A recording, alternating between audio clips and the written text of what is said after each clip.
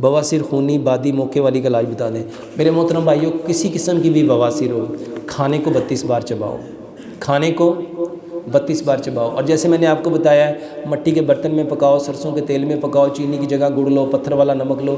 میرے محترم بھائیوں، جس کو تذابیت ہوگی نا، جس کو تذابیت ہوگی اس کو بواسیر لازمی ہونی ہے۔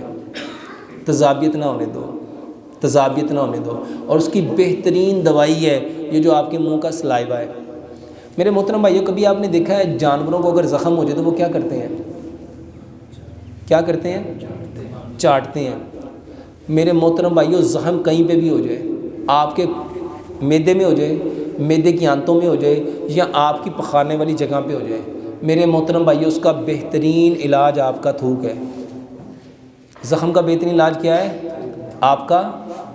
اور تھوک کب آئے گا؟ جب آپ کھانے کو زیادہ سے زیادہ چبائیں گے، جب آپ کھانے کو زیادہ سے زیادہ۔ تو میرے محترم بھائیوں، بواسیر کوئی بھی ہو، صرف کھانے کو 32 بار چباؤ، اور پانی جو میں پینے کا طریقہ بتاتا ہوں، 1 گلاس پانی کو 150 گھونٹ میں پیو۔ میرے محترم بھائیوں، جب آپ پانی پیتے ہو تو ہر گھونٹ کے ساتھ ایک سلائیوا کا ڈراپ اندر جاتا ہے۔ میرے محترم بھائیوں، یہ بہترین علاج ہے، اور الحمدللہ ثم الحمدللہ اس سے کئی لوگوں نے شفا پائی ہے۔ پرانی خارش کا علاج بتا دیں۔ خارش کے لیے نا 2 کام کرو۔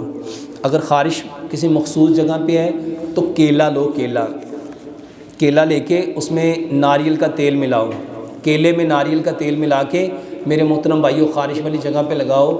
یہ جس کو تدر چنبل نہیں کہتے آپ لوگ، تدر بھی ہو جاتا ہے، چنبل بھی ہو جاتا ہے، ان مریضوں کے لیے وہ خارش جو کھجلی کرتے رہتے ہیں اور خون نکال لیتے ہیں، میرے محترم بھائیوں الحمدللہ ابھی کل رات کو میرے پاس ایک پیشنٹ آئی تھی، اس کے سرکل بنے ہوئے تھے، رنگ بنے ہوئے تھے تدر کے، چنبل کے، اور اس کو اتنی شدید خارش تھی۔